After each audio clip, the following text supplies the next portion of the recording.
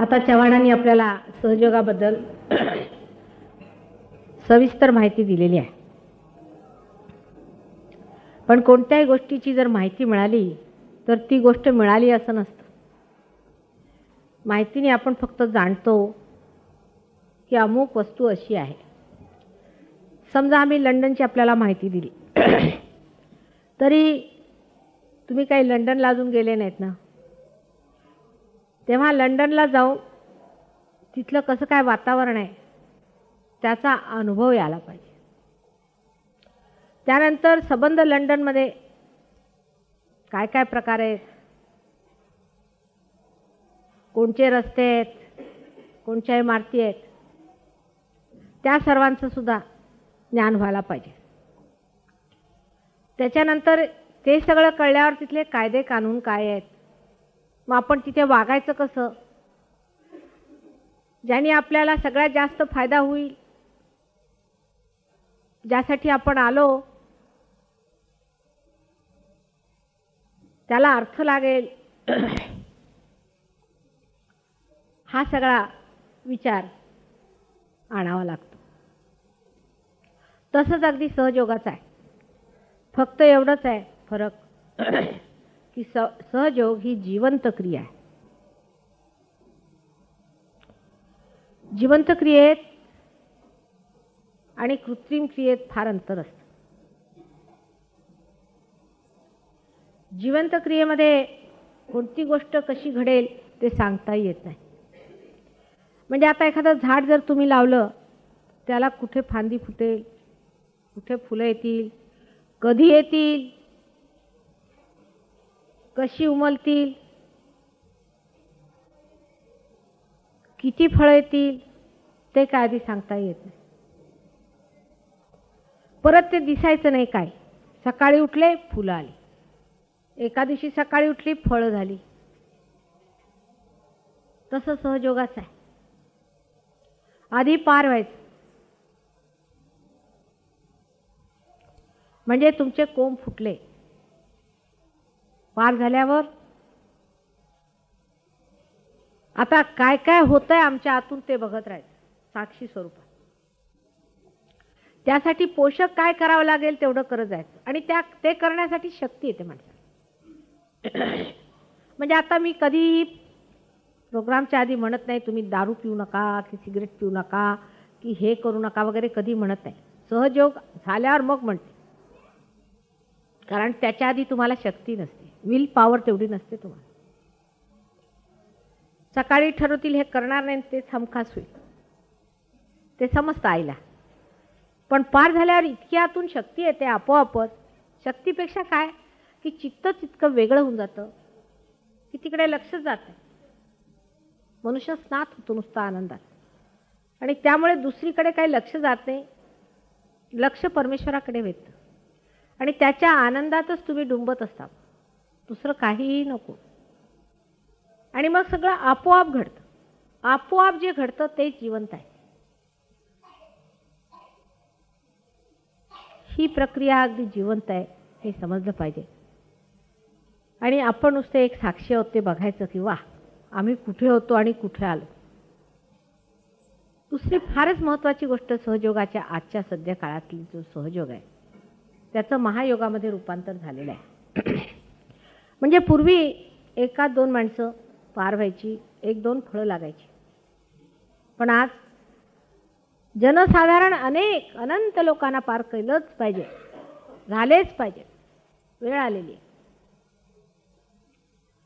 ते पार झाल्यावर त्यांनी इतरांना पार केलं पाहिजे, त्यांच्या हातून लोक पार होणार. एवढ्याशा साधनेत सुद्धा लोक पार होतात आणि दुसऱ्यांना पार करतात.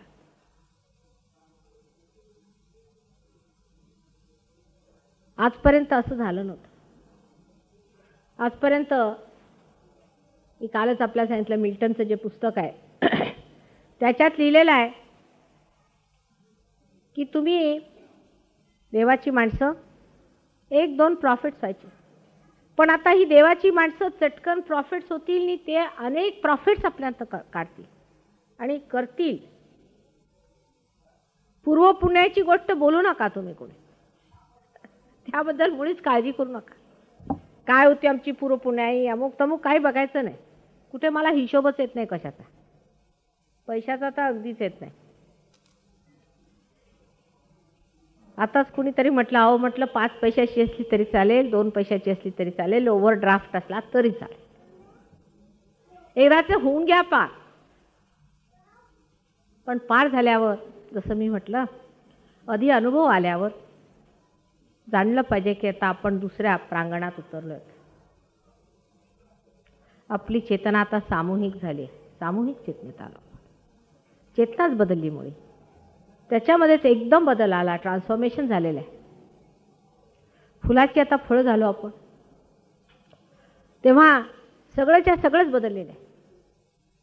आणि ही जेव्हा जागतिक चेतना आपल्यामध्ये आली तर तिची जोपासना करावी लागते. जर ती जोपासना तुम्ही केली नाही तर मात्र सहयोग हरवतो परत.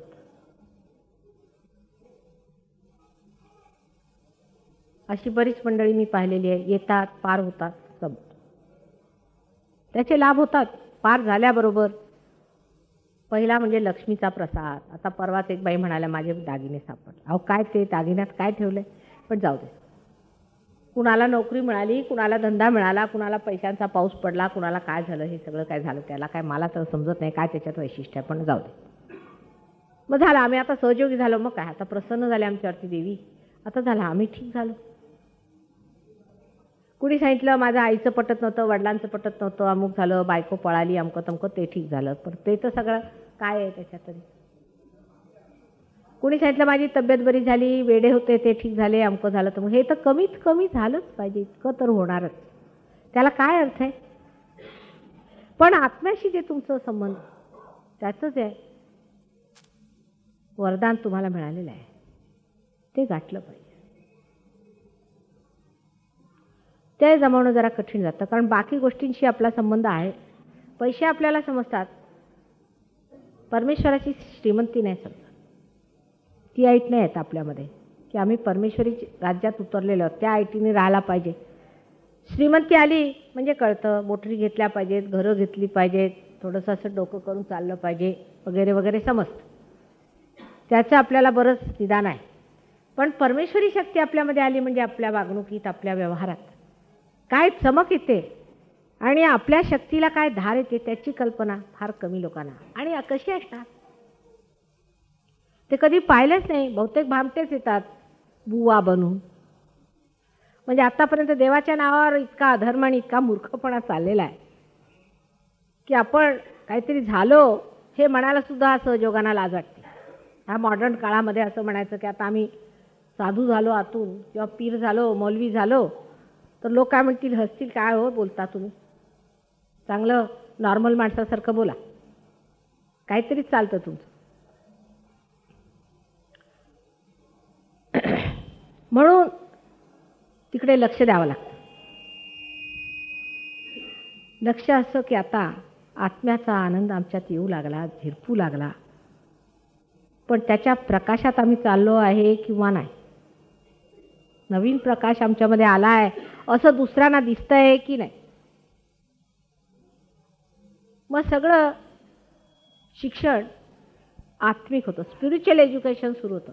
आणि स्पिरिटच शिकवतो तुम्हाला, आत्मा शिकवतो. आत्म्यानेच मग परमात्म्याची ओळख होते, त्याच्याशिवाय परमात्म्याला तुम्ही जाणू शकत नाही. हे लिहिलेलं आहे सगळीकडे, मी सांगते असं नाही. पण आत्म्याची ओळख न करता आपले जाऊन कुठेही जाऊन टाळ कुटत बसले की परमेश्वर ठाकलाच पाहिजे असं लोकांचं म्हणणं आहे. म्हणजे असं त्यांचा डिमांड आहे, म्हणजे आग्रहाचं असं म्हणणं आहे की झालंच पाहिजे. मी एवढी पारायणं केली आणि काय परमेश्वर म्हणजे काय बेकार दिसतो, एवढी पारायणं केली. तुमचा आत्म्याशी संबंध झालेला नाही, अनधिकार चेष्टा आहे सगळी. ते फार चुकलं तुमचं पारायणं केली. कुणी सांगितली ती? कबीराने सांगितलं पडी पडी पंडित मूर्ख भये. ते कळलं मला लंडनला गेल्या. अतिवाचनाने लोक खरंच मूर्ख कसे होतात ते लंडनच्या मूर्खांना पाहून मला कळलं. अतिमूर्ख लोक आहेत तिकडे, काय काय, सगळेच नाही आहेत पण काही काही तिकडे अतिमूर्ख आहेत. आणि ते सगळे सुशिक्षित शिकलेले मोठे विद्वान लोक आहेत. तेव्हा जी जिवंत क्रिया आहे त्या जिवंत क्रियेला वाचन हे कशाला पाहिजे? एक साधी गोष्ट आहे. तुम्ही एखादं बी जर पेरायचं म्हटलं तर पेरलं, मग त्याच्यासमोर तुम्ही काय गीता वाचणार की पारायण करणार की डोक्यावर उभे राहणार की हठयोग करणार, दोन्ही पाय असे फाकून तासन तास त्याच्यावरती तुम्ही मेहनत करा, ते उगेल का? उगवेल का? आपोआपच उगवणार आहे ना. आता ही गोष्ट फक्त लक्षात घ्यायची की हे सगळं काही आपोआप घडणार आहे. त्याचा अंकुर तुमच्यामध्ये आहे, ती कुंडलिनी तुमच्यामध्ये आहे, ती शक्ती तुमच्यामध्ये आहे आणि हे फक्त आपोआप सगळं घडणार आहे.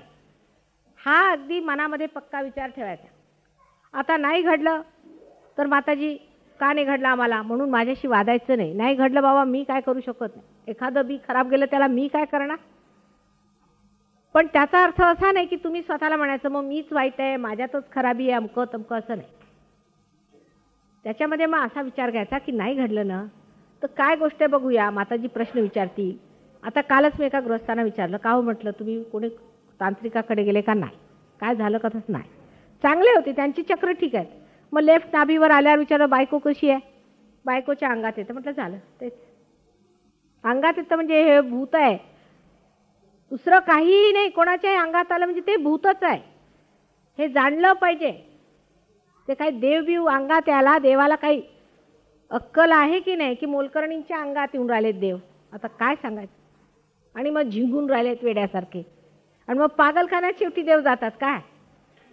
अहो ज्या माणसामध्ये देवी त्याला काहीतरी अद्वितीय शरीर पाहिजे की नाही?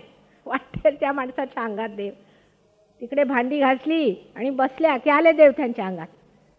म्हणजे ह्या देवाच्या व्याख्येला तरी काय करावं. अंगात येणं वगैरे हे सगळं भूत आहे हे लक्षात ठेवा.